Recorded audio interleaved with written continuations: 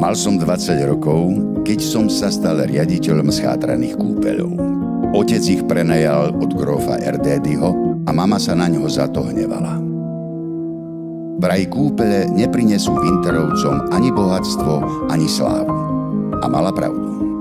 No správna otázka je, čo priniesli Winterovci Piešťanom. Pozrite sa okolo seba. Vidíte?